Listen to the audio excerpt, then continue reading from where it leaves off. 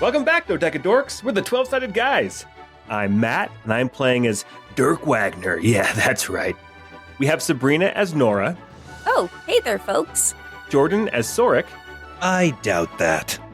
Tana as Echo. Hey, y'all. And as the Dungeon Master, it's Scott. I assure you guys I know what I'm doing. Well, it's here again, that most wonderful time of year when you can slow down with friends and family to take inventory of the year and reflect on what truly matters. Legalized gambling! That's right! It's Saturnalia, bitches! I thought this was a PG-13 podcast. Are we also going to dress as the king and like all the peasants are the kings and the kings are the peasants too? Yeah. Cool. As you all know, Saturnalia has its origins in ancient Rome. It's a time for parties, gag gifts, and turning social convention on its head. Hey, Jordan, what are your plans for Saturnalia? Oh, causing a ruckus and maybe hopping on the old Discord where I can chat with other like-minded dodecadorks. Nice. Sabrina, I know you have big Saturnalia plans.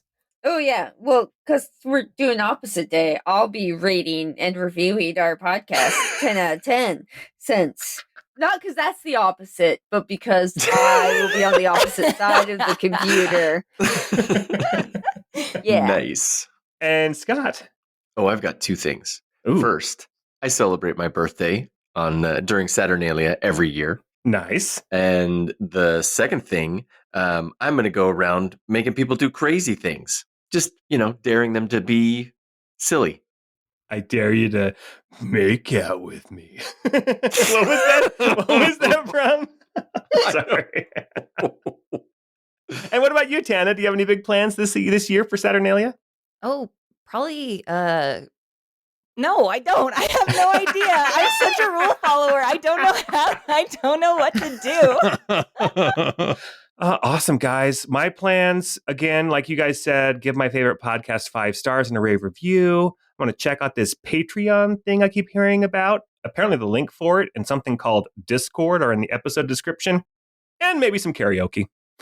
Anyway, if you were ever a Roman centurion, see the Roman connection? If you were ever a Roman centurion who had to decide which ancient horror, Chaturga, Zelothoth, or Ulioth, you wanted to be your new undead daddy, then this podcast is for you. It's Reaper's Requiem, episode 9.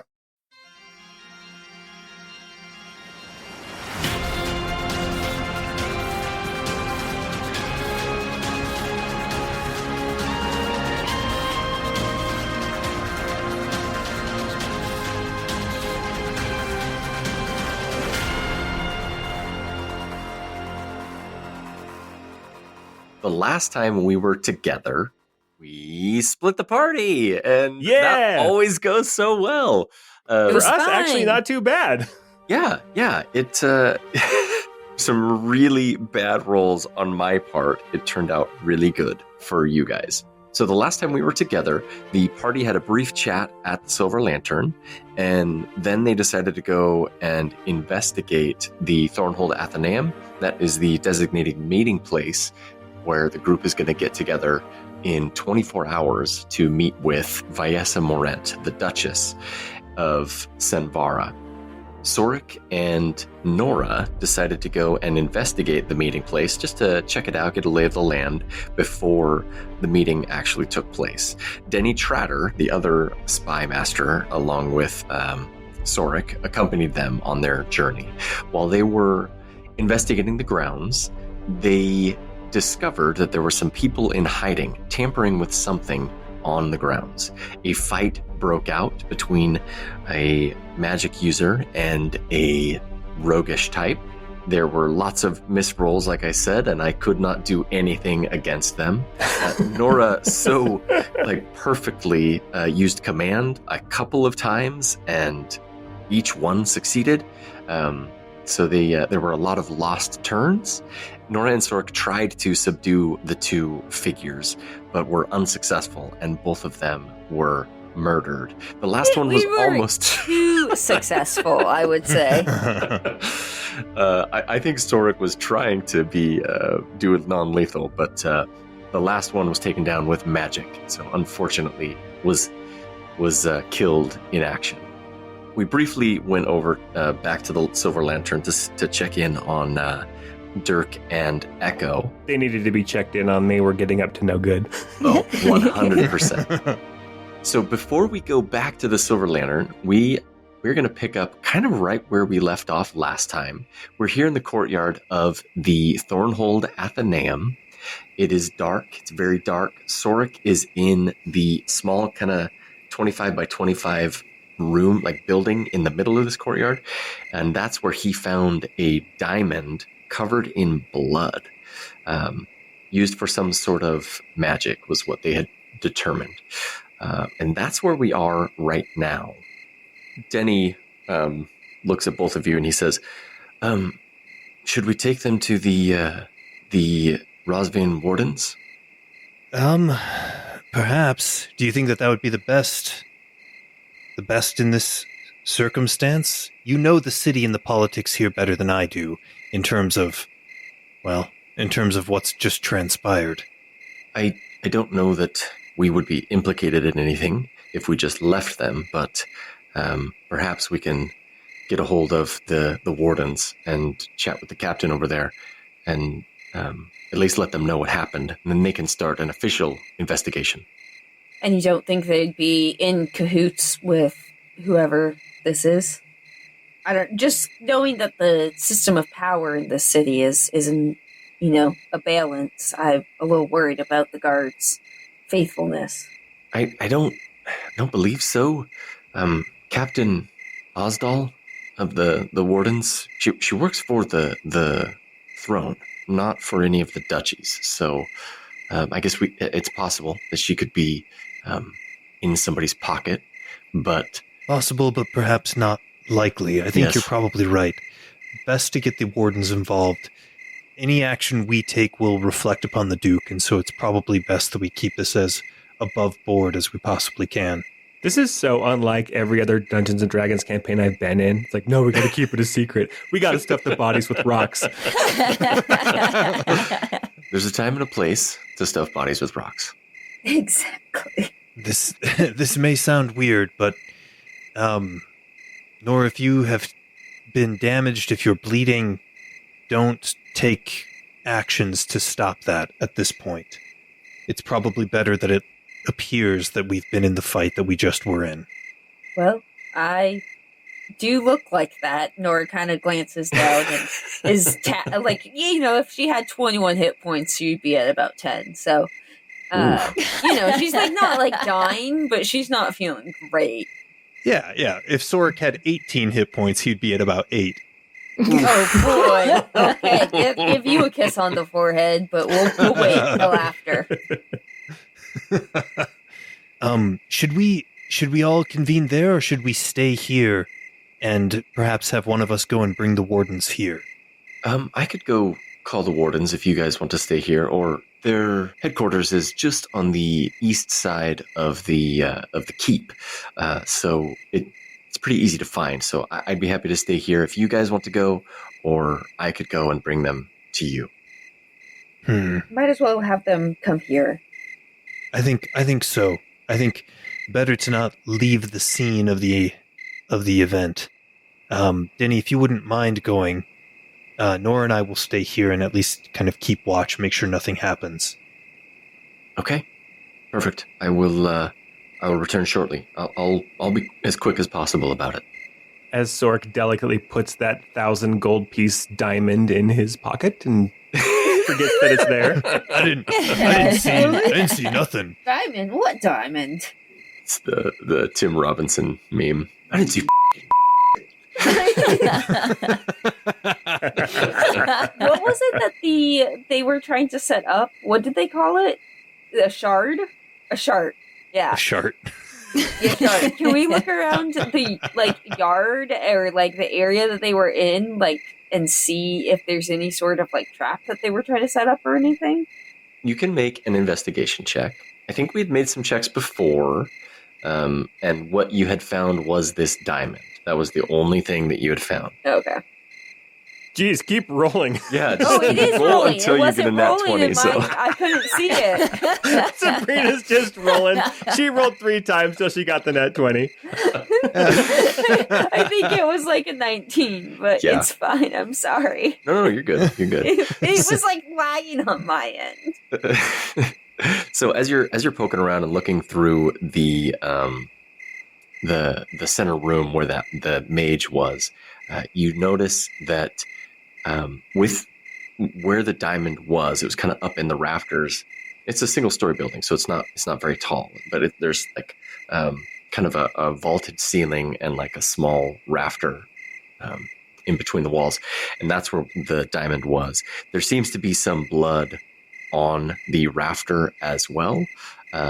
You had made a check in the last episode to do an Arcana check to figure out what this ritual was, but you were unsuccessful. So you know that it is some sort of magic ritual that was being performed with a diamond and some blood, but you do not know what was being performed.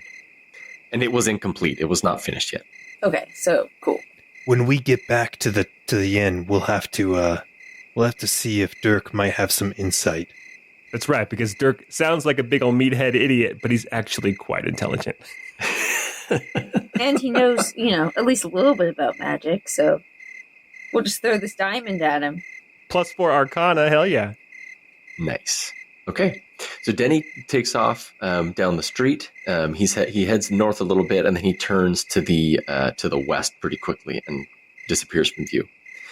We're going to move back to the Silver Lantern, and we're going to have a meanwhile section. Exactly. Yes. When your friends left, when they went to go and do their investigating, it was already getting pretty late. It was past midnight, and Dirk and Echo posted up outside of the Duke's chambers, and both of them were on guard.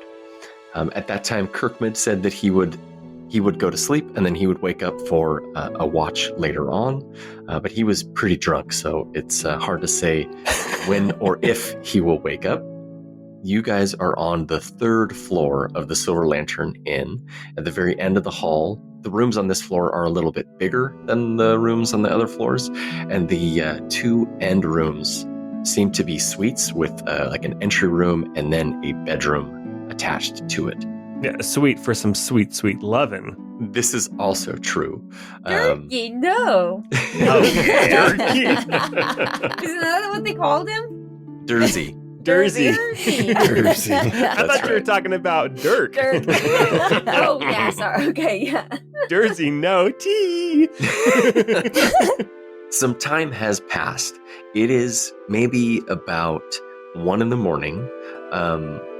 You no longer hear a ruckus in the room behind you. But there are, not in the room directly behind you, but in the doorway into that suite is to the west of Echo and Dirk, who are sitting on a bench. And you hear some soft voices coming from that doorway. It sounds like Durzel and Tora are talking. Ooh, does it sound like aftercare?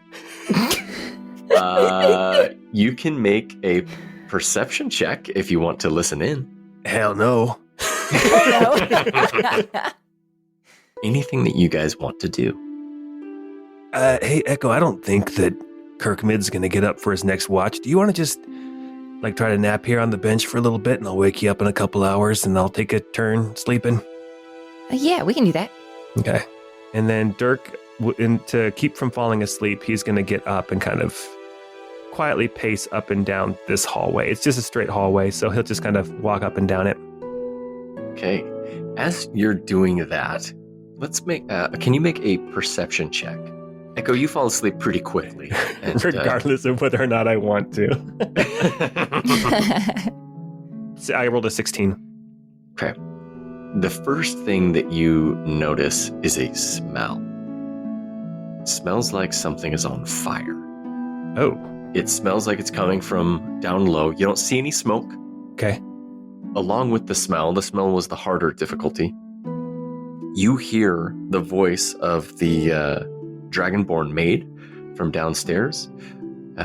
It sounds like she's trying to stop someone from going up the stairs. You can't go that way. The tavern is closed right now. Okay, so what Dirk is going to do is he's going to head over to the door that he knows Duke Grend and his buddies were in. He's going to just kind of rap on the door really hard with the side of his fist and say, "Something's incoming, just be ready." And then he's going to nudge Echo and start heading to the stairs to see what's coming up. What? Something's coming up. I smell smoke. Sounds like the housekeeper is trying to keep somebody from coming upstairs.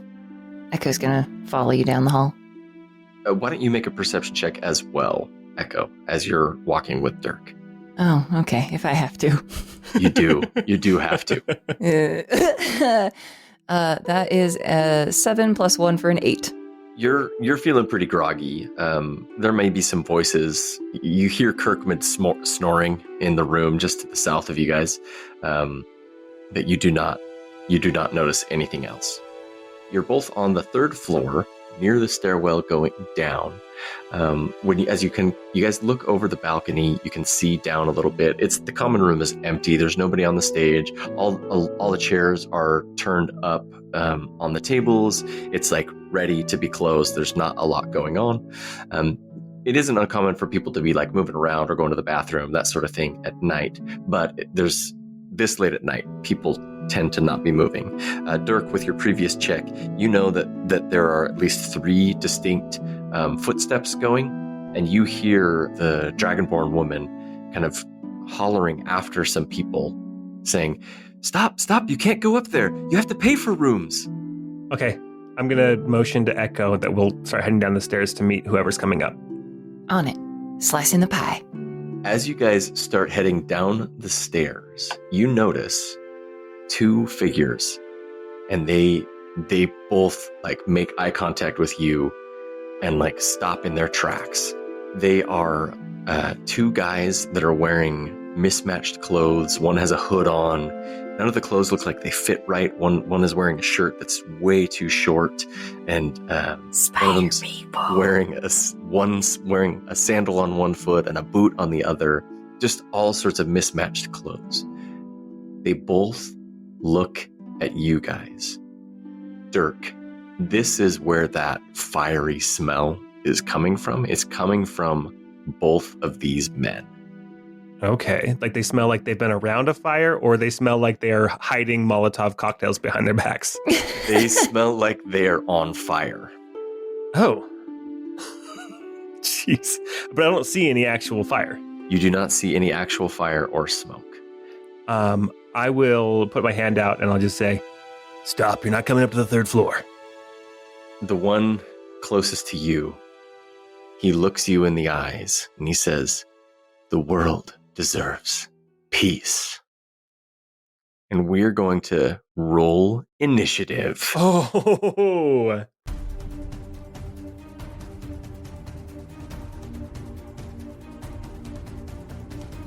And this is why you never split the party. Echo rolled a 6. And Dirk rolled a 17. The reason we're rolling initiative is because both of these men erupt into flames as soon as they say, "This world deserves peace."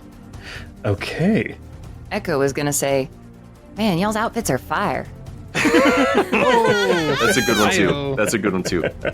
Their clothes fantastic. erupt into flames. Their skin starts to melt and Oh, deform. jeez. And in their place is a ghoul of a creature with like big yellow eyes, like anatomy that just does not look human. The ashes of their clothes fall to the ground, and these melted husks of people are gonna start fighting you guys. I mean, they look like monstrous, even more monstrous Deadpool without his mask on. Oh, yes. This is horrifying. I do not like it. I forgot to roll for Laura. She got an 11.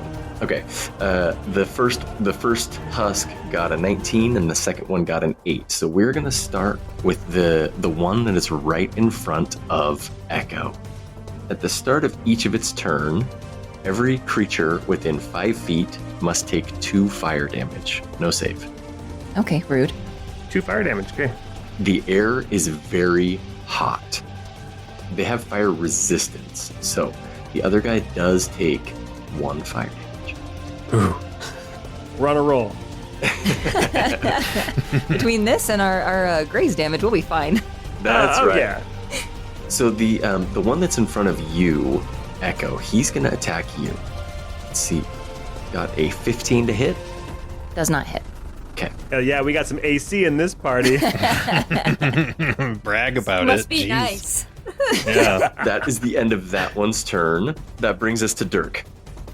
Bonus action, Dirk's bearded great axe appears right in his hands, and he's going to take, hopefully, a big old cleaving strike at the one right in front of him. So that's the one that has not gone yet. Okay. So that's a 17 to hit. Oh yeah, that will definitely hit. 7 damage to the first one, and because I hit him with my great axe and it has the cleave property, I'm going to take the extra attack there against his buddy because they're within 5 feet of each other. Mhm. That's a dirty 20 to hit That will hit. for 11 damage. Ooh, that's good. And that would have been my turn, except that I'm going to go ahead and action surge. I'll take a second attack against the first one that the first one I attacked. Okay. That's a 19 to hit That hits. for 5 damage. Okay. That's I'm rolling. rolling. Still good. Dude, those D12s are super swingy. But that is my turn. Yeah. Okay. That brings us to Laura. You haven't met her yet, so you don't know that's her name. She screams as just like blood-curdling scream when these guys burst into flames, and she runs back down the stairs. That was the right move, girly pop. Yeah. Unless she has like a kitchen knife or something to throw at them before she leaves. She doesn't. Okay, that is her turn. That her scream like fills the entire inn. Like if anyone was awake, they would have heard that easily. That brings us to the next one, the one that Dirk, you hit. It is going to. I dare you to do something with fire magic. Everyone needs to take 2 fire damage at the start of his turn. His Dang it, Matt. buddy is going to take 1. He's going to attack you, Dirk. They do have an ability, but they've got to run in order to use it. You know what? I'm going to actually use a magical spell as a reaction. I'm calling it Runic, and I'll cast that. So I only take 1 of the fire damage. But what the good news is that would give me resistance to fire damage till my next turn. Ooh. Oh, cool. I love the runic call out. That's rad. So he got a 14 to hit. That'll miss. Okay. That brings us to Echo. Echo's going to take a swing with her glaive at the one right in front of her. Okay. Oh, for a 23. Hell yeah. That definitely hits. For damage, that is 9 slashing damage. Okay. Nice. That's a lot. And she's gonna add a get 'em on top of that. And Nice. for an additional 9 damage. Nice. Oh my Just gosh. sprinkle a little smite on there. So what does Echo's divine smite look like? I think it is the edge of her glaive glows red. I need to start doing like vocal warm-ups, like red leather, yellow leather. The edge of her glaive glows red, and as she swings, it has kind of this swirling gold light that kind of crackles out of it. Very cool. As your glaive slices through this husk of a person, you cut into its flesh, and where you think like you kind of brace yourself to like hit into bones, but instead of hitting into bones, it's almost like you just tear through skin and you go straight through it. And as your glaive like pierces his skin, fire licks out from where your glaive hit and bursts out from the creature, filling the space with fire. I need everyone to make a dexterity saving throw. Aw, dang it. And this is why I did Runic. Smart. Echo got a 9. Oh no! And Dirk got a 12. A 9 will fail, so you'll take this full damage, but a 12 will pass. Okay. This will do 7 fire damage. So, Dirk, you'll take 3, and Echo, you'll take 7. Oh, wait, so you would have taken 3 and then halved again because you're resistant, right? That's right. So I'll take 1. You'll take 1. Okay. The one on the south is dead. The other one, let me have him make his dexterity save. He has resistance to the damage, but he still should make the check.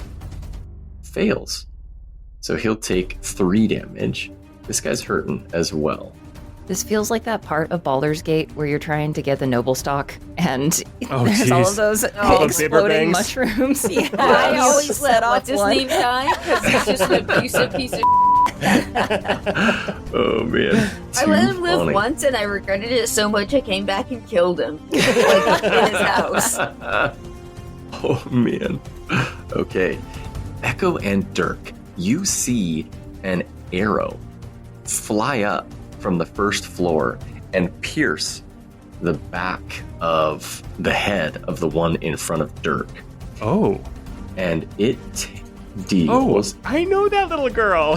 She rolled a nat 20, so she gets to do some good damage. Woo, gnome girls! So she did a lot of damage. She did 20 damage there. Oh, wow. And now I need you guys to make another dexterity saving throw. Thanks there, Nella. Yeah. Dirk got a 10 on the dex save. Okay. Echo got a 16. We can All see the right. token. It's the gnome girl that asked us about magic schools a couple episodes ago. Yes. You guys, you'll probably learn something about her very soon. So, Echo, what did you get on your save?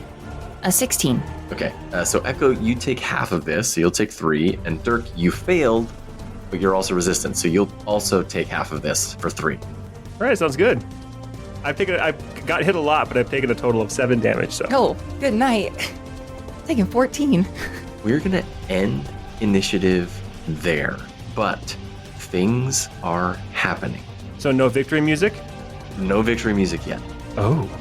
The ground where these creatures exploded has caught on fire. The chairs are on fire. The table's on fire. If you do nothing, this fire will continue to rage. Okay. Geez. Are there any curtains on the wall I can take off to try to smother the fire? That is such a good idea. Yes, you could go and look for some curtains. Big, heavy curtains. You run to a window and you find some curtains, and you're able to start dousing the fire. Echo, what are you doing at the same time? Echo's going to make a run for the bathroom that was downstairs, and if she can, recruit the barkeep maid on her way to start grabbing buckets of water, she will. Okay. So you, Echo, you start running downstairs, and the first thing that you notice is the barmaid is sitting on the ground, and the doors out of the inn are open. She's sitting on the ground with a shocked look on her face, and she's staring out of the tavern. You can probably see, because you stopped your token right at the window at the base of the stairs, there are about 8 more figures in the clothes that you saw before that are just kind of mismatched, and they seem to be from this organization. You also see 2 other people that are back a little bit further. The first one is an older gnome woman, purple hair. You can't see a ton of details because you're still a little bit far away, and it's pretty dark out. But she's a gnome. She's short. She's wearing mismatched robes. She's got big, thick creases on her forehead and on her cheeks. She looks pretty rugged. She's got a very stern grimace on her face. Right next to her is a halfling that is kind of hollow or sad eyes, brown hair, very, very short. This halfling is maybe barely breaks 2 feet tall, and they're wearing the same mismatched robes, brown linens, and from all different people. In fact, the shirt that this one is wearing is probably from a medium-sized creature. It clearly goes to the ground, well beyond their feet. So that is what you notice as you make it to the foot of the stairs. Dirk, you are successful in putting out that fire. Okay. Echo, as you're standing there, Nella runs up and stands next to you and the barmaid. What's going on? I've got the same question. Who are these people? I have no idea. You notice that she's holding a bow, and it looks natural in her hands. We're gonna need to have a conversation after this, I think. You're from here, right? Have you seen these kind of people before? I'm gonna look to her and the barmaid. No, she's from Tiddlywinks. Yes, I'm from Tiddlywinks. What's the bar maid's name? I don't know that you haven't had like an in-character interaction with her, but I'm assuming that you guys would have, at least introduced yourselves. Her name is Laura. Laura, do you know who these people are? I have no idea. They're sending more in right now. Let's get the door shut. Dirk! With the fire out, Dirk is hurrying downstairs too. Okay. 2 more approach. Here's how we're gonna play this. This is a great moment to go and check in on our friends. Our friends Nora and Sorric. Now Nora and Sork can have the funny background music for a conversation. But before we do that, I would like an athletics check is probably the right check from both Dirk and Echo. Echo got a 9 plus 5 for a 14. And Dirk got a 19 plus 5 for a 24. Okay. While we're with Sorric and Nora, you are fighting waves of these creatures. Waves and waves of them. They turn into those husks, and you're fighting them. And you're successful.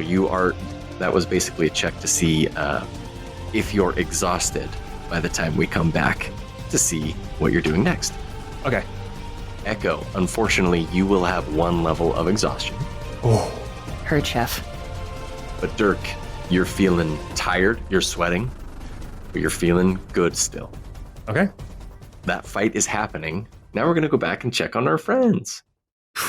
Man, those guys owe me a drink. Yeah, those idiots just gotta hang out at the tavern while we did all the work. Yeah. I can't believe it. Surely we have had the most interesting night tonight. There's no way that anybody has anything closely or even remotely as difficult as what we've had to deal with. Oh. So funny. Sorric, I did want to ask you, now that we know the truth of each other, does it feel better? Do you feel happier knowing that there's more of us? Honestly, no. Oh. Telling everybody that I've had this ability, I guess we'll call it an ability. Blessing. Praise be. Praise be. But it makes me feel exposed. That's not something that I've, I feel that I've lost some advantage, potentially, but I don't see why I would need advantage in relation to those around me. You are all trustworthy individuals as far as I can tell, and you've proven yourselves quite admirably over the last few days and weeks. But what is perplexing to me, vexing even, is why. I don't understand why there is this preponderance of people blessed with the same rare and obscure gift, and why we're all manifesting here. Why did that entire village get reaped? Who were the people that were skulking around? What's with this? These people here, Sork's kind of gesturing around at, where the bodies of the people they had fought lay. What is with all of this? The fact that the king himself was reaped. It feels that there is something momentous that is transpiring or about to transpire. But I have no idea what that truly is, and that to me is terrifying. I guess that's fair. That is terrifying. That is one way to put it. I've stayed alive and I've made my money by being aware of what's happening to a degree greater than those around me. And so I feel like a child lost in the events that are transpiring. Well, I think that becoming closer with people and opening up a little bit doesn't always have to be such a scary thing, but I can respect that you feel that way for now. You know, I will say this. There is some comfort in knowing that what confuses me or the things that frighten me, perhaps others around me will be able to help me understand better. The fact that you do know and have some familiarity with what it is that we're experiencing, it does position us better. If we're going to find an answer, it'll be because we're all together. Of that, I'm sure. Yes, yeah, no, we're clearly here for a reason. Probably to fight these guys and nobody else. And you just summoned the entire police force to you over here, away from the Silver Lantern. Yes. Because we're the most important thing that's going on tonight. I'm Yeah, sure. that. clearly, this is where all the action is happening. So as you guys are chatting, maybe about a half an hour passes of you guys being alone. You see some torches north of you and slowly approaching. You see two wardens, or three wardens total. You see two regular wardens and then one that she's not wearing a helmet. The wardens, their regular uniform is chainmail armor. And they usually have like a blue tabard with roses on it, adorning it in different places, and then just like a regular helmet. The woman that's standing next to the two guards is a brass dragonborn woman. She is wearing the same sort of outfit. She's got chainmail, but she's also got she's wearing like a breastplate that has some plates around her body as well. She's wearing that same blue tabard. Her rose is more decorative in the middle of her tabard. She's walking with Denny, and they're walking pretty quickly. They come straight up to the first dead body, and the two guards, one of them kind of walks to the north, kind of securing the area, and the other is examining the corpse alongside the woman. Denny motions to Sorric and Nora and says, Yurdle, this is Sorric and Nora. Sorric is also in the employ of Duke Grend. Nora was accompanying us on our journey. She is bound for the Sanctuary of Stilled Tongues on the morrow. Praise be her. Yurdle nods her head at you both, and she says, pleasure. Now I need to know all of the details on what happened here. Yes. So we had word that the Duke was perhaps going to rendezvous with the Duchess. Oh, wow, you're so honest. I was going to say that we were taking a stroll. I mean, yeah. Mhm. I think it's no surprise that the Dukes and Duchess are here in the town, and certainly they would coordinate one with another and plan to meet. I think that's not any surprise to anyone. We were going to meet here as it's a good public location, and so we ourselves went to go investigate the spot and ensure that it was safe, and we came upon these individuals who set upon us. They appeared to be in the midst of casting some sort of ritual, but we don't know to what end. We tried to apprehend them, but unfortunately, as you can see, we were unable to do so. In fact, we ourselves barely escaped with our own lives, as you can no doubt tell. I prefer the term over-apprehended. You get it. You get it, right? And she'll nudge the cop a little bit. Yurdle narrows her eyes at you, Nora. I'm just saying, we tried our best to keep them alive. You were using enhanced interrogation techniques. Dick Cheney approved. She looks at the burn marks from the divine magic that killed him, and is kind of looking at you while you're talking pretty intently. So, self-defense, is that what we're saying? at least self-defense, if not heroism, for uncovering a plot. Like, clearly these folks were trying to set a trap for the Duke and possibly even the Duchess. Why would the trap be here? Because it's where we were planning on meeting. When? Ooh, that's information. Why do you want to know? You brought me here to investigate and document the murders in self-defense of these individuals. I'm also one of the wardens over the city. It's kind of my job to know what happens, especially when there's murder. To be fair, we're just the servants of the Duke. We just wanted to make sure this place wasn't trapped. And we weren't expecting to find folks trapping the place. We just thought, maybe a setting, like a listening spell here or there. We didn't expect to find hostiles. So the Duke is involved. I mean, the Duke is not involved in this. He's involved in something, but that's back at the hotel. Involved in It's something. nasty, but we're not going to talk about it. Judging by the noises, it's very involved. Oh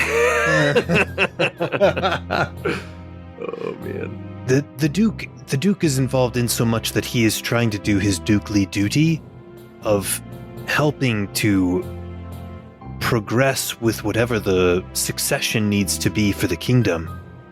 As you can imagine, there are a great deal of meetings that need to be held and coordination that needs to occur, lest the entire country plunge into warfare. Nobody wants that, least of all Duke Grend. We thought that by coming here to a place that should have been safe, we would have been able to conduct business that would have been meaningful with the Duchess, and that would have been a reasonable thing to expect. But as can be seen, there were people with more nefarious intent. As for this individual here, the truth of the matter is, a person would have only been laying some sort of a trap or casting some sort of ritual if they were conspiring against the Duke, and that's not likely to be someone that works alone. Or the Duchess, to be fair. They could have been trying to trap her. Totally. Absolutely.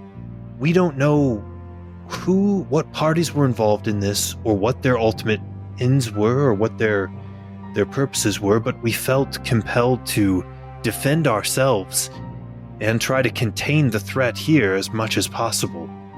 This is a horrible tragedy, as you can no doubt see. We need to ensure that the city and the country remain safe. Perhaps it would alleviate you or alleviate some concern if we were to take the matter to the Duke directly, and he might be able to vouch for us and our persons and the reasons for our coming to this location. Yeah, I'm sure he's got nothing going on right now. Well, actually, he's probably got two things going on right now, but we could probably interrupt that. Maybe even 3 things going on. I don't know.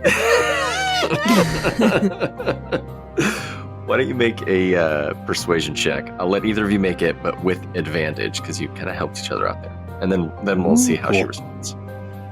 I'll do this one. I've got pretty decent persuasion. Yeah, please do.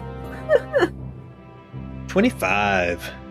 She kind of taps the scales on her chin. She kind of rubs them a little bit, and she says, "Well, I guess in one turn of events, the Duke may even become the king. So, if his duties brought him here, then that would make sense. This perhaps goes above of a decision that I could make myself. I had better go and get Captain Osdal. I believe she's sleeping right now, though. So, what inn are you staying at? Where could I have the captain go and find the Duke in the morning?" We're housed at the Silver Lantern Inn. Okay. I will tarry here for a bit longer with my wardens, and we will conduct a thorough investigation, and then either myself or Captain Osdal will be at the inn in the morning. I don't mean to overstep my boundaries, but this makes me really scared for the Duke's safety. Is there any way you think you could wake up your boss in the middle of the night? Maybe just send her over ASAP? Yes, I will go and get her after we conduct our investigation, and we will be at the inn with all haste. I can respect the desire to try to resolve this quickly. Thank you. Before you go, was there anything that you found, anything of note that you saw or noticed while you were... Anything of value, maybe 1,000 gold pieces. I didn't say of value because she doesn't know. Is there anything of note on this scene of the crime that you noticed? If you'll come with me, the reason we believe that there was some sort of ritual is here, and Sorric will kind of gesture for her to follow. Okay, she'll follow you. And he'll try to show her like some of the blood and some of the other things and indicate whatever they were doing, this blood was a component to it. And so, we have reason to believe that perhaps they were preparing this site for some reason. Sorric will not mention that he has the diamond just because he doesn't want to divulge that. Sure. Blood diamonds are for you. Just because cha-ching. Why don't you make a deception check? Ooh, an 11. Okay. The Yertle rolled an 11 on her insight. Does the tie go to the defender or the attacker? It goes to the most handsome, which is obviously Sorric. You know what? Dealer's choice, so. Okay. She narrows her eyes a little bit and then says, "That will be all. I will be at the inn with all haste." Thank you. I appreciate your assistance with this, and hopefully we can put this whole situation to rest and understand more the nature of who these people were and what their purpose was here. Of course, come to us, speak with us whenever you need any additional information. Perfect. You saved me from losing a hand of cards, so I can appreciate that as well. I'll see you guys soon. Fare thee well. Oh man, so glad we saved the day, Sorric. What such a hero. I can't wait to go home and go to bed. I feel very heroic. I can't wait to go back and tell everyone what a hero I am. I just am one. Yes. I've always said that. So let's do something that we haven't done before, at least not like this. The fight has gone on for maybe another half hour, 40 minutes. You guys are just battling against these creatures. And at this point, the Duke is there with you. So is Kirkmid, Tora, and Malric. They're all fighting, blocking different windows. The battle is raging, and this is a full-on prolonged fight. I would like each of you to take a turn kind of describing what does that look like as you are defending this. What are you doing? And we'll make another check in just a minute here to see how well you fare, and then we'll jump back in. I think Dirk is cycling through all of these huge weapons. He'll come up to a group and he'll swing out with his great axe to try to hit a couple of them, and he'll leave the axe embedded in one that exploded, and then the maul will appear in his hand as he goes off after a straggler off by themselves. And so he's kind of moving through the crowd and picking the weapon for the foes that he's fighting at any given moment. So he's just kind of carelessly leaving his weapon around as he goes from place to place. What about Echo? What's Echo doing? If I'm allowed to take creative liberties with some of the other characters, I think Echo is back to back with Nella and just sweeping her glaive out, using her small size to her advantage and kind of darting in and out. But based on the athletics roll that we had before, I think she is fatigued and also She probably won't say it to him, but she's really impressed with Dirk, how he is not getting fatigued. Nice. Since you're back to back with Nella, like as you're fighting alongside her, there's moments where she just like vanishes from view, like completely gone. And then a moment later, she like darts out from a shadow and stabs one of them and then like vanishes again. When you're kind of stumbling or maybe like struggling to keep up with the fight, she's like firing arrows like over your shoulders, like in between your glaive as you're striking it. She is a very skilled fighter. And yeah, back to back fighting alongside Nella. The Tora, she has in one hand a big butcher knife, and in the other hand she's carrying like a cast iron skillet, and she's just like clawing at creatures, slashing at them and like bonking them. She's doing a Samwise Gamgee. Oh, 100%. Malric is like scrambling. He's moving all the ale into like a more secure spot. He's going and gathering water as much as he can. He's putting out fires. He's kind of running in and out, trying to keep their inn from burning to the ground. As the battle rages to a climax, there are corpses and riddled everywhere of these like blown up, exploded creatures.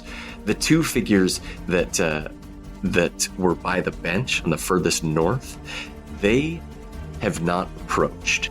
The two of them start to fade into the distance and run away when the last wave of creatures charges at the inn.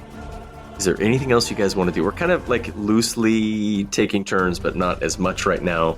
I mean, with the wave coming in, is there any way that we could break off and try to chase them down?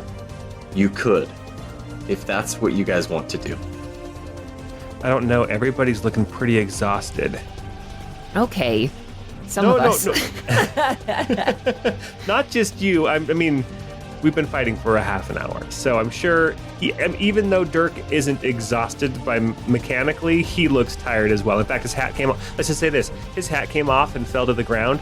And actually fell with a thud, actually. So now you know that there's like a steel skull cap in his big wide-brimmed red hat. But also you see that where his hat covers, completely bald. Poor guy. All he has is there's that. Nothing wrong with being bald. Very handsome. Yes. Sorry, no, he does actually have a few really long wispies on top that he just hasn't had cut recently. Glad he's holding on to those.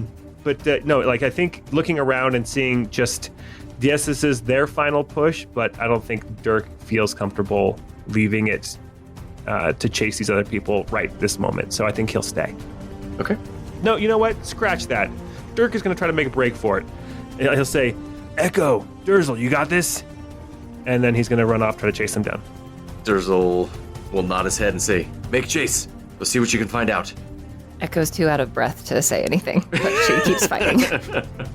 She could join me if she wants, but No, I think she'd stay and hold down the fort. Oh, so just Dirk is going to run. Yes. just Dirk is going to confront two probably pretty powerful spellcasters. You will say that you are able to get out without a problem. You know, through the fracas, all the melee that's happening, you're able to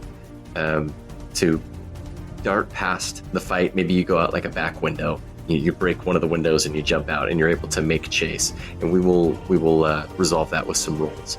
Echo, I'm going to have you, rather than do like a prolonged fight and turns for all the people that are doing it, we'll do this narratively again. So I'll have you make another athletics check. Okay. Echo rolled a 24. Okay. You're feeling good. Hey, I'm going to be a total dick. Tana, you have a disadvantage because you're exhausted. Oh, yeah. Oh no. You're oh, right. No. Oh no. Oh, no. A nat one. Oh no. A nat one. Plus 5 for a 6. Guys. A nat one. Oh man. Guys, I need to just shut my mouth. No, I love it. The dice are telling a story. Okay. Okay. You take another level of exhaustion. Okay, just kidding. I don't love it. The dice can stuff it. You are just, by the end of this, you'll just be totally worn out, and you'll need a full night's rest to recover one, and then another full night's rest to recover the other level of exhaustion. You're really pushed to your limit through this fight, and we'll describe that narratively in just a minute. Dirk, why don't you guys make opposed like athletics checks to see how well you can like catch up to them? Dirk got a 23 athletics. I don't think there's a way for either of them to beat you. He was really good at the middle school mile. Maybe was it's like- just because... Think of it like this. Dirk was the starting linebacker in high school who also was on honor roll. Girly Pop, we're playing D&D. I don't know what a starting linebacker is. It doesn't take very long. Maybe it's because their stride is so much shorter than yours for being a gnome and a halfling, and the one that's wearing the massively oversized shirt has to like pick up the shirt like well up to their waist and is like sprinting as fast as they can, but they're unable to outrun you. It takes about 3 blocks, and you have caught up to both of them. The older woman makes eye contact with the younger one, and he nods his head, and he jumps into you to tackle you, and she continues running. Oh, okay. Let's do another opposed athletics check. That was an 11, but Dirk is going to take a calming breath and try real hard. Okay. I think I have one more of those in me. Yep, one more. So that's going to add a D10 to that. So that's a 21. It's good that you that you added to it because you tied him on the roll. Oh, okay. The little guy like jumps at your legs to try and trip you, and you just hold firm and unmoving. And while that's happening, the gnome is darting down the street. Now I got to make a decision. Do I stay with this little one that's been sacrificed or go after the older one? But I'm going to yell out. I'm going to say, "Wait, what peace do you bring? Why do you wear the clothes of the forgotten?" She stops. She stops running. She looks at you and she says, "Pain always follows us. There is a place where pain cannot follow." And she turns and starts running. I'm going to pick up the little young halfling by the scruff and say, "I got your kid." Why don't you make an intimidation check? Okay. That's a 4. -1. Okay. That's a 4. You're cradling the child like sweetly. I got your little one. She does not turn around. He starts like thrashing in your arms. Let go of me, hey! Okay, I'm going to armbar this kid and start taking him back toward the Silver Lantern. Okay. You're going to answer some questions with my boss. As you start approaching the Silver Lantern, Echo, why don't you describe the scene that Dirk sees as he starts walking up to the tavern? How did everybody else do? Like, is Echo the only one on the floor? I will. Let's see. Durzel's feeling great. Why do I feel like Duke Grind would be like laughing during all this? Oh, he's just like grinning ear to ear. Yes. Kirkman is not doing good. He is just gassed, starting, real labored breath. He's still fighting, and he's holding his own, but he is just Hungover. worn out. totally hungover. Nella is doing okay. She's actually holding her own way better than you would have expected. Tora is also doing great. You see that the skillet in her hand, like all like years of grime and like build up on the skillet are like charred and like burnt off, and the skillet is looking really good. Malric is winded. He is not doing well. Trying to save the inn from burning down. That's right. Everybody else having a great time punching people, and he's all like, "No, gotta put out the Yes. fires." Fulbert is also doing well. He wasn't fighting. He was keeping people alive, casting healing spells, that sort of thing. Now you can describe the scene, and then I'll fill in some of the gaps. What does Dirk see as he's coming up? He sees a band of heroic adventurers and one really toasted little orc on the floor. I think narratively, just using, she's got like the orc background, so she has the relentless endurance. So I imagine that with that last one that she rolled, she probably got knocked out at some point in the fight and like popped up with 1 hit point, like per that ability, but is like just like on the floor, barely conscious. I think for her, what it was is the fire. She's used to taking hits. She's used to taking blows. She has armor that could have helped her, but I think the fire kind of got to her, so she's probably looking pretty singed and burned all over. Okay. Duke grinned like you were saying, Jordan, just grinning ear to ear. As soon as you go down, Echo, he's standing right in front of you, shielding the fire away from you as much as he can, and just attacking people with his spear, holding his shield in his offhand, blocking things as much as he can. Just, you see a fire in his eyes that isn't there when he's talking statecraft. The barmaid, she is scared, but hiding behind the counter, and that's the scene that happens when Dirk returns to the inn. We'll say that the last creature erupts in flames, and everyone is able to take like a collective sigh of relief.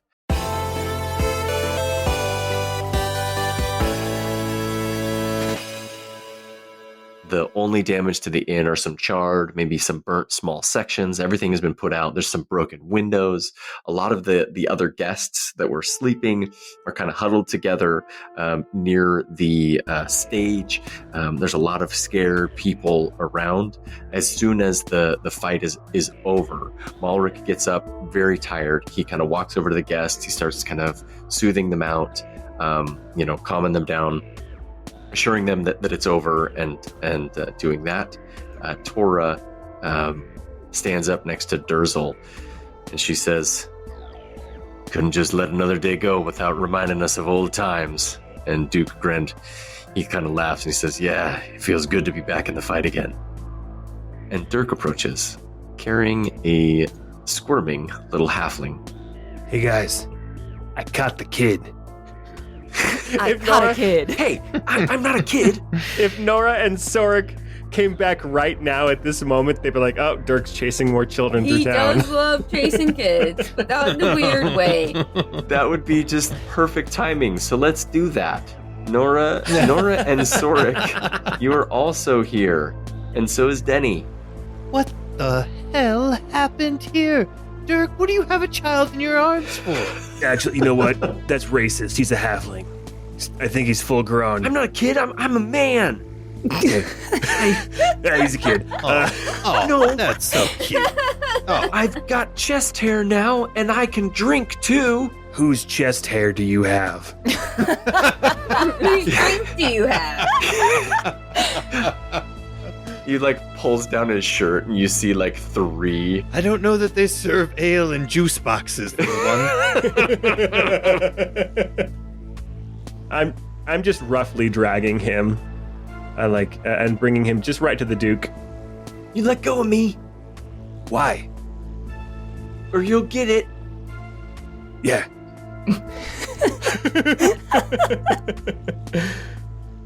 You're gonna answer some questions to my boss, and then as I come walking in, I'll say to Duke Grand, "People knew you were coming. They sent the. I'm sure that these were here for you. We probably should leave before daybreak." Make an insight check, everybody that's watching this. Dirk only got a 10. Nora got a nat 20 for 25. Oh, yeah. Oh, Let's go. man. Okay. Nora is the only one that notices this. When Dirk says they're here for you, the halfling gets a very confused look on his face. Oh, Dirk, I don't think that boy's here for the Duke. Child, and she'll kind of brush Dirk off and say, "Who are you here for, dude?" Good cop, bad cop. Yeah. Good pig, bad pig. Chancer, this man, he caught me. You need to have him let me go. I can do that, but I need you to tell me what the vibe was here.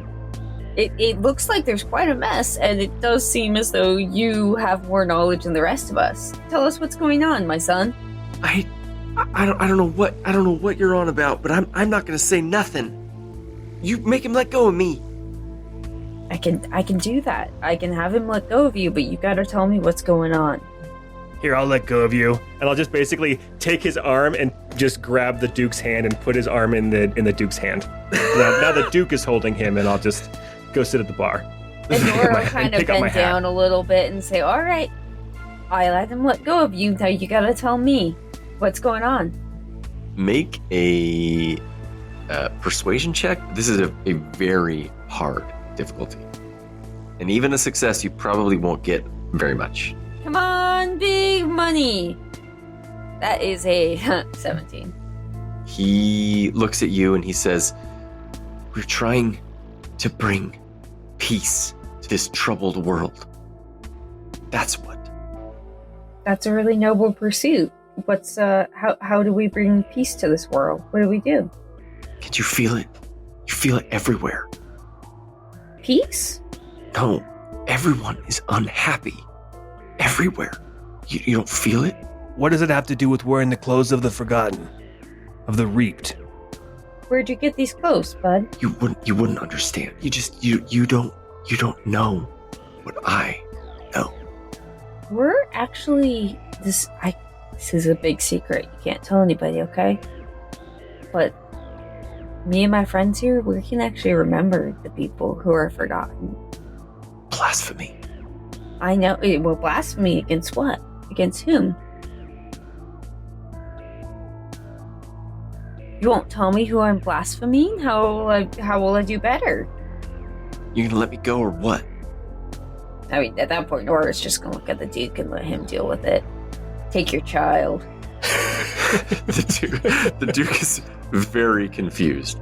I don't really understand how this halfling boy, what he has to do with those creatures. He was there. He was in the back. With the purple-haired gnome. Sorric, Denny, you're better at this sort of thing. I mean, don't torture the No kid. Dick Cheney-in. Yeah, we're not waterboarding. But see if there's some information. I don't really know what's going on here, and I don't like the optics of me like holding a child. So, here he easily picks up the halfling in one hand and hands him over to you. Sorry. Nice. Has a short rest happened since the events in the square? No one has had a moment. Unless if you guys short rested and you're not actually here yet.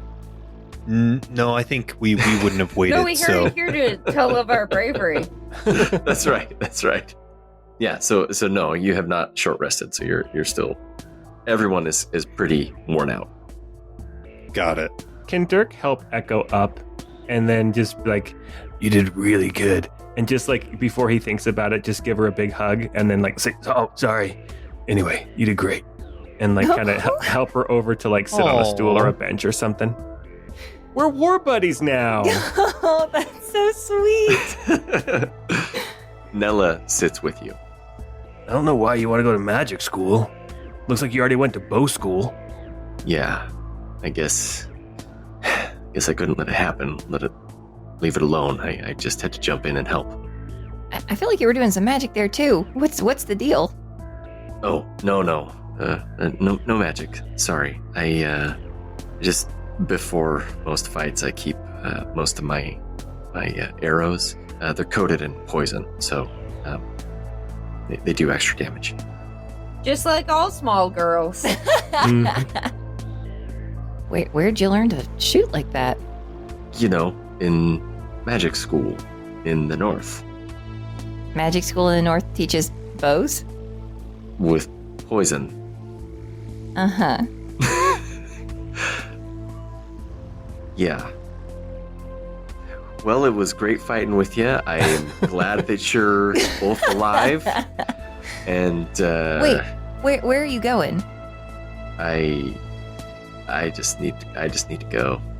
Hey, we're we're your friends, and now we've bled together. So there's a bit of trust there. So if you need anything, just let us know, because we owe you. We owe you big. Yeah. How'd you know this was gonna happen? Is it happening elsewhere? No, this was not why I was here. Not at all. I just couldn't sit by and... I heard Laura scream. So I ran out of my room, and before I thought, I just started firing my bow. Anyway, I started blasting. Yes. So, that was not part of my plan at all. I just gotta think about what I'm gonna do next. Well, we're grateful. I mean, I feel like I was doing pretty good. Like, I think I was kind of holding it down, but you took out a good number of them, I guess. Oh, if you didn't distract him, I couldn't have hidden as much as I did and attacked him from the shadows. Yeah, that's definitely that was the play. I was taking those hits for the distraction reasons. Yeah, no. I think we made a good team, so it worked out. The three of us, we bled together. That's right. And I will remember that. Be safe, Nella. Yeah.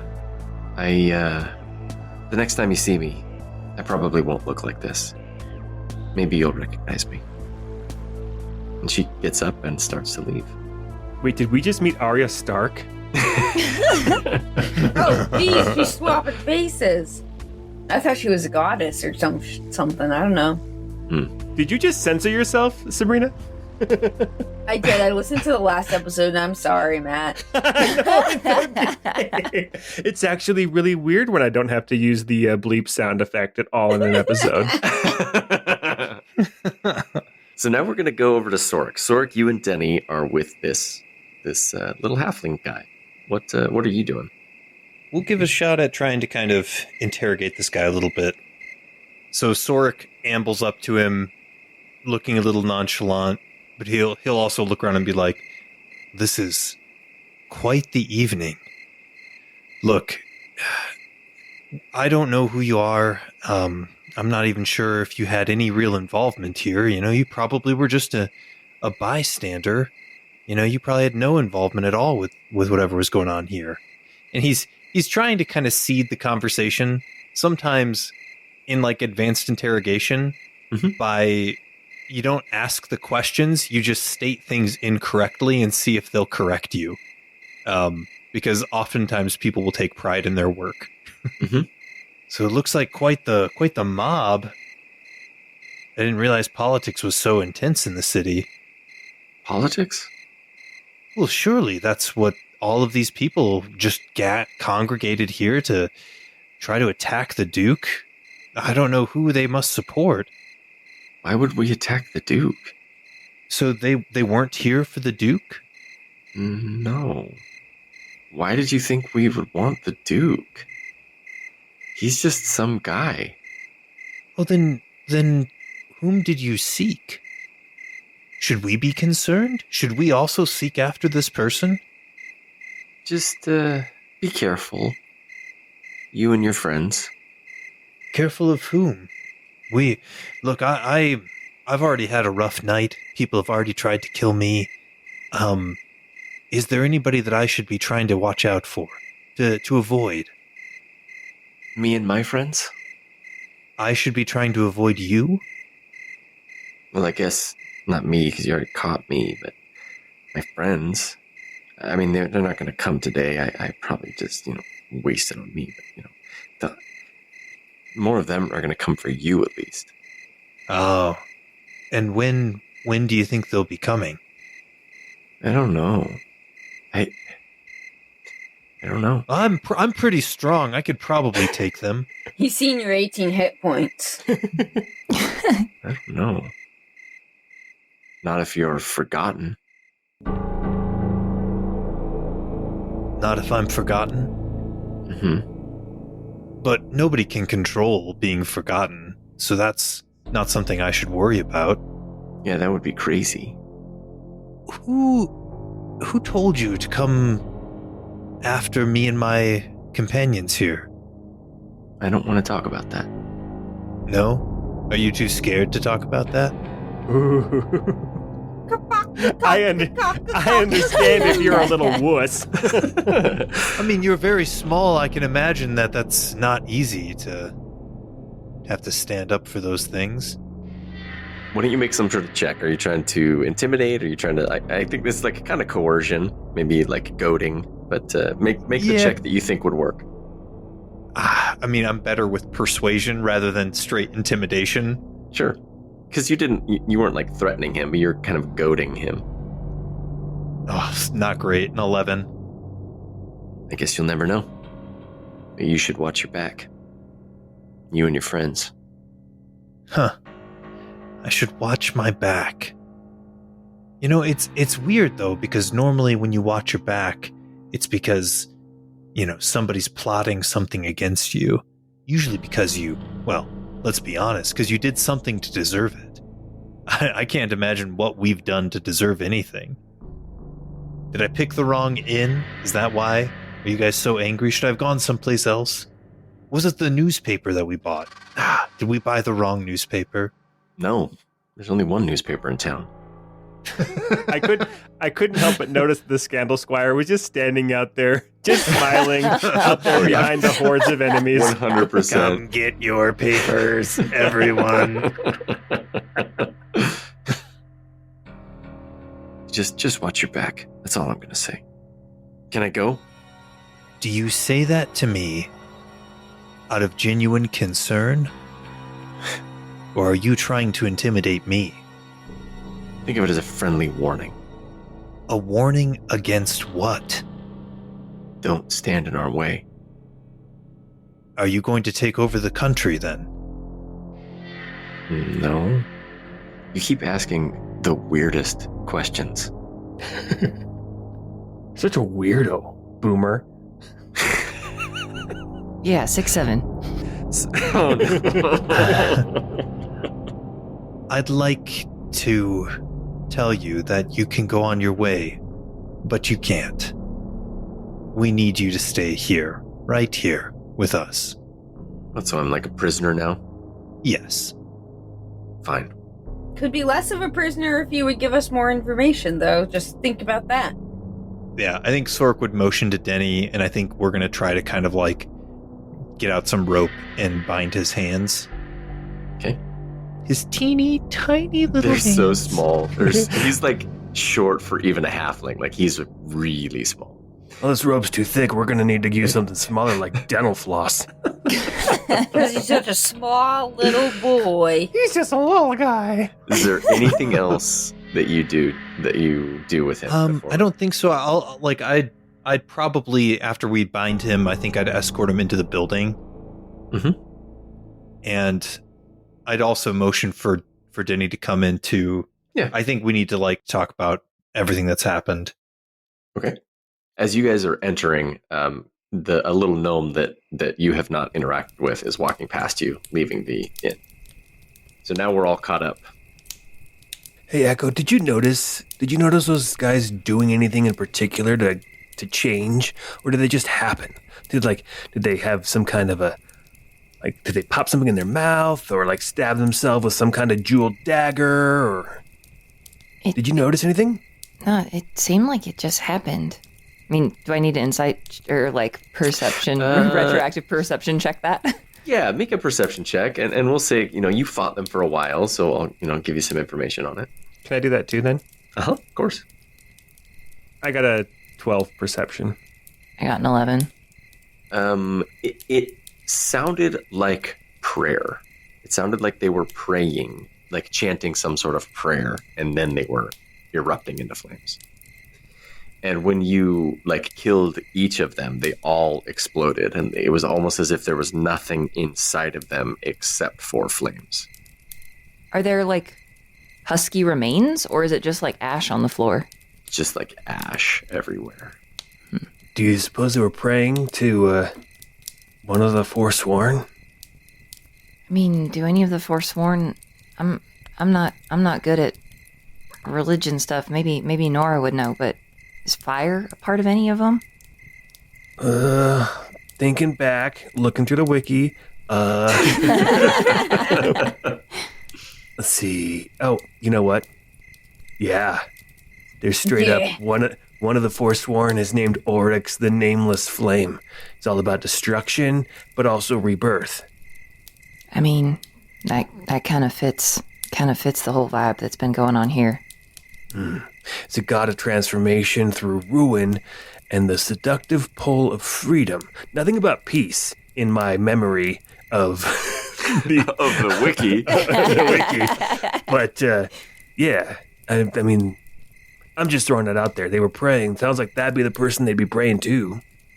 Unless they were praying to something else, something not not one of the known 11-fold. Some kind of demon, maybe? Do you think we'd be able to find any? I mean, I know worship in the Forsworn is taboo, but maybe we could find some sort of hub for this guy, this flame. Maybe we should all take that trip tomorrow with Nora to go see some of those. I guess was she going to go to just the church of Mirian, or was she going to go to like a hub of like a religious center of the city? I can't remember. But we may need to go do the same thing. Go poke around, see what we can find out about the Forsworn. There's a religious quarter in the city, and most of the gods have temples there. At least the Ascendants have temples there. The Primordials do not, and the Forsworn do not have dedicated temples. But And Nora did want to check out the goddess that we found the beads from. Celira. Yes. Yeah. So maybe we should all head to. Maybe we should all spend some time trying to find religion tomorrow. Or maybe we should divide the party and just, go on vibes. Yeah, that's probably a good idea too. I'm typically more about losing my religion, and that's the third episode in a row. Oh, that's great. I mean, I guess it's all up to the Duke. It depends on how he's feeling, if he needs us there with him, especially after the attack tonight. So, by his leave, I guess. I'm feeling great. Oh, hey, you heard that? If every day were as great as this, then that would be the perfect life, don't you think? I mean, it wasn't bad. And Dirk will start rubbing stringing his hands through his beard, and there's curly ends where it's been burned. It's but maybe not so much fire next time. I think I need to go see a barber. Yeah, a trim might be nice. As you look back at the Duke, you see Kirkmid is actually on one of the benches, asleep again, back where you were sitting a couple of episodes ago. The Duke looks at you, Dirk, and he says, "You held your own pretty well there. You did too, Echo. You did too. I'm impressed with you. I'm impressed with both of you." Thank you. That means a lot coming from you. Sorry, am I sucking up too much? No. A lot of people suck up to me, so it's weird. I don't think I'll ever get used to it. But I'm glad I have you around. If you guys need to go to this temple, like we said in our conversation earlier in the evening, I think there's more happening here than just some king and inheriting a throne. And I don't know, something doesn't add up with all of this. Well, we'll make sure you're all settled tomorrow before we head out. But I think I'd like to poke around a little bit more. Of course. Wait, Nora, Sorric, what did y'all get up to tonight? They're bloody. Yeah. Oh wait, did you guys show up for the end of that fight? Were you guys part of it too? I mean, yes, No. but Well, yes. We ran into our own trouble when we went to go scout out that area, the meeting place at the Athaneum. Really? Yeah, there were a number of individuals there, a handful that were trying to prepare. at least 3. I think it was 13 or 14 of them, actually. Oh, yeah. But they were trying to prepare the site with some sort of ritual spell. They were using this, and I'll pull out the diamond and show it to Grend and to you, Dirk. I don't know what type of ritual they were trying to cast on the area, but they were trying to prepare in advance for our coming, and once we discovered them, a fight ensued. And, well, as you can see, we were able to escape with our lives, and we were able to finish them off, but it was not an easy fight. Far harder than the one you dealt with, I think, It was way harder. Oh, Dirk will give Sorric a stiff pat on the back. He's like, "Sounds like we both had quite the night. Or I guess it's morning, isn't it? Can I see that? Is it quartz?" No, I think it's diamond. Yes, Dirk, we were hoping you might know more about this with your magic studies. I couldn't quite vibe anything off of it. So you think this is maybe some kind of like a focus for a spell, some kind of like a palimpsest or phylactery or something? Oh, those are beyond me Dirty to know. to me, baby. Yeah. Well, it's definitely. I think it could very well be a palm incest thing, like you said. So I took the liberty of making an Arcana check, and I rolled a 19. Okay. You're familiar with this. Maybe you saw a book about it once upon a time. This is clearly some sort of divination spell that they were doing, some sort of scrying spell. You don't get the vibe that it was a spell to as like a trap, but more something to watch in and listen from afar. Sounds like somebody was interested in what was going to happen in your meeting. I think this was remote surveillance. I think this was more scrying. I don't think there would have been any kind of fireballs or explosions coming from this. More likely somebody, doing some remote viewing and listening. But they were willing to die for it. 13 of them, you said, right? Yeah. Oh yeah, 7 at least. I lost count after 13. Honestly, Most people wouldn't be willing to die for, a listening device. Unless it's the fate of the kingdom hanging in the balance of that conversation. I mean, we keep talking about the fate of the kingdom, but it seems like there might be more at play. According to that little boy. More at play, yeah. Sounds like everything here might be worth dying for. People were burning themselves out from the inside. there's more. Our young friend here, Sora kind of nods, indicated that the events here at the inn were not related to you, Lord Duke, but for us, those amidst our retinue. You mean those who are like Nora?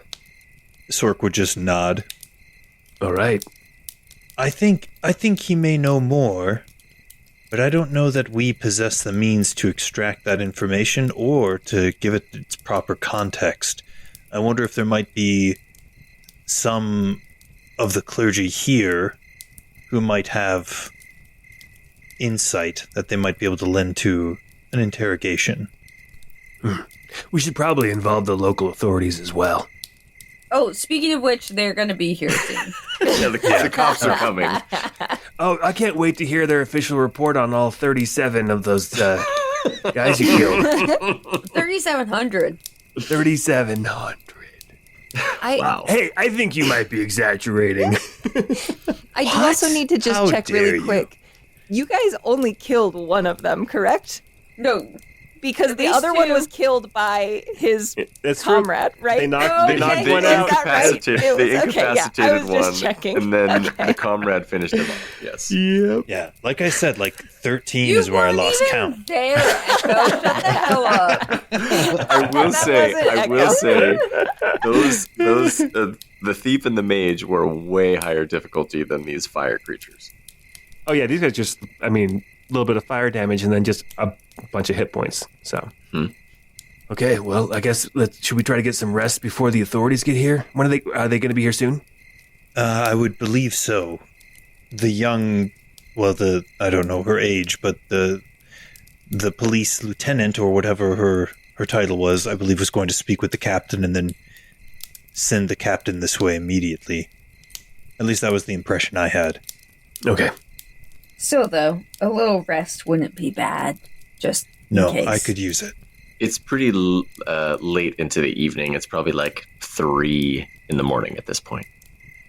Okay, well, they're going to become calling. You said they're going to come as soon as they get the captain up, so let's, I guess I'll take a nap on a bench.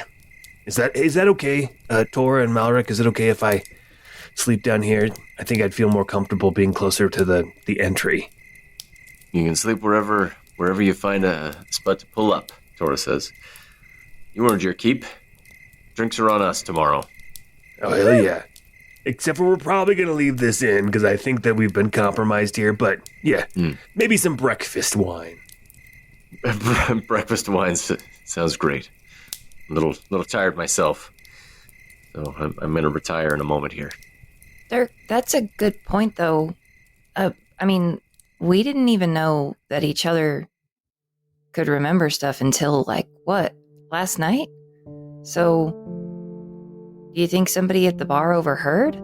There was that sneaky elf. Well, no, we had the conversation far enough away.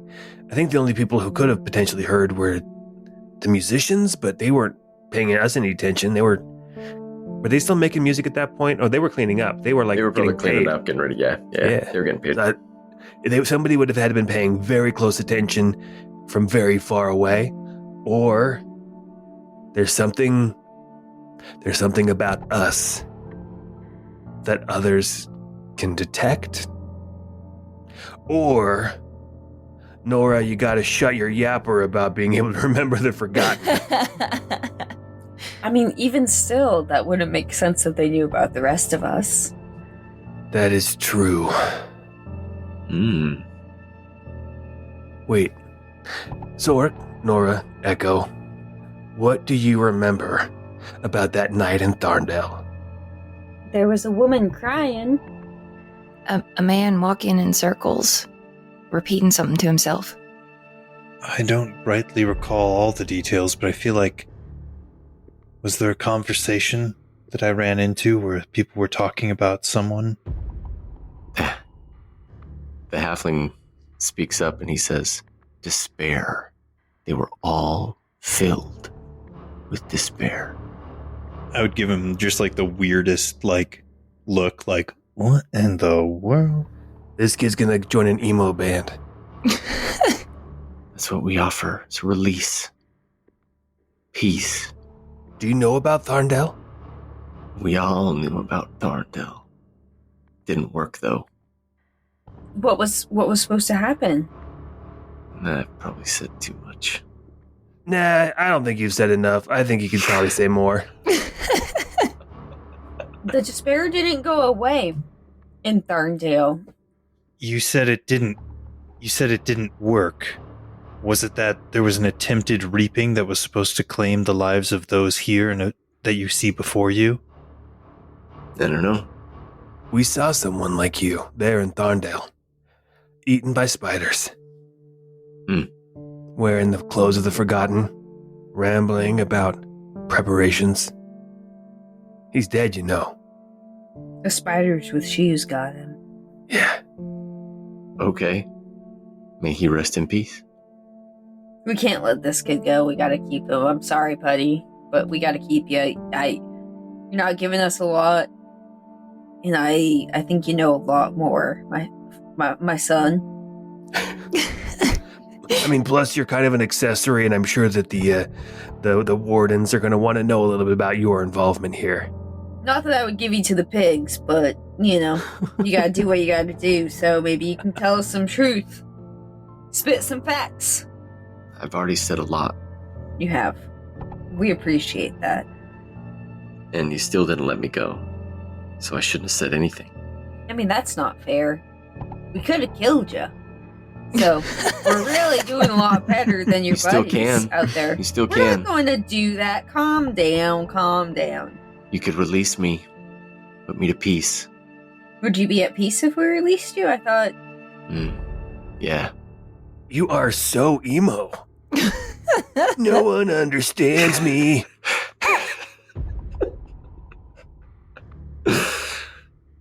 Is there anything else you guys want to do? I think, making sure that the kid is tied up and ready for when the wardens arrive. Dirk is going to go. There's a bench near the bar, kind of tucked away. He has a view of the front door, but he's kind of tucked behind a wall there. He's going to lay down and try to be vigilant, but get some shut-eye.